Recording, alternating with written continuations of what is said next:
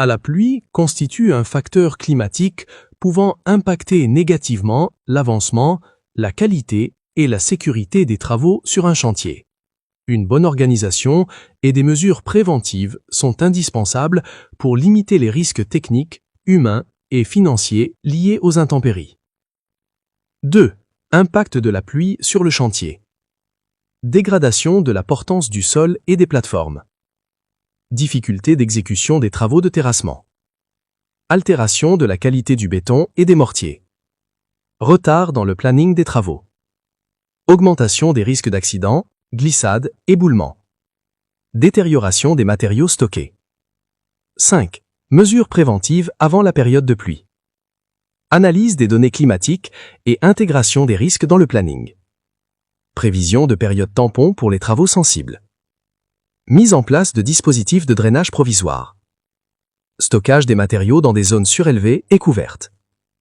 Préparation de bâches, pompes et équipements de protection. Sensibilisation du personnel aux risques liés aux intempéries.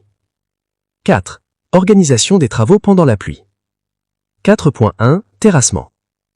Arrêt des terrassements en cas de sol saturé en eau. Protection des fouilles par bâchage.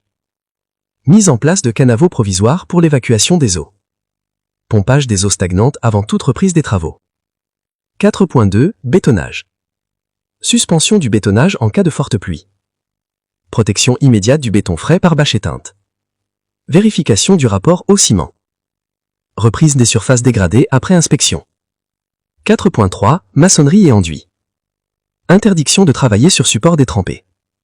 Protection des murs et façades contre le ruissellement. Report des travaux de finition jusqu'au séchage complet. 4.4. Voirie et réseau. Interruption des travaux en cas de risque d'affouillement. Protection des tranchées contre les infiltrations. Vérification de la stabilité des remblais après la pluie. 5. Sécurité du personnel. Port obligatoire des équipements de protection individuelle, EPI. Signalisation des zones glissantes et dangereuses. Limitation de l'accès aux zones à risque.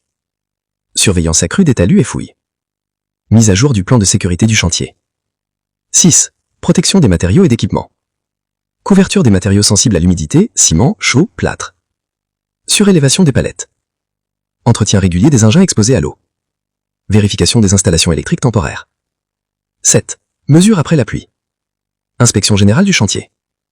Contrôle de la qualité des ouvrages réalisés. Vérification de la stabilité des talus, fouilles et coffrage. Nettoyage et remise en état des accès. Mise à jour du planning et des rapports de chantier. 8. Aspects contractuels et réglementaires. Consignation des intempéries dans le journal de chantier. Établissement de constats contradictoires. Application des clauses relatives aux intempéries prévues au marché. Éventuelle demande de prolongation des délais contractuels. 9. Conclusion. La gestion des travaux en période de pluie nécessite une anticipation rigoureuse, une organisation adaptée et un strict respect des règles de sécurité. Une bonne maîtrise de ces conditions permet de préserver la qualité des ouvrages, la sécurité du personnel et le respect des délais contractuels.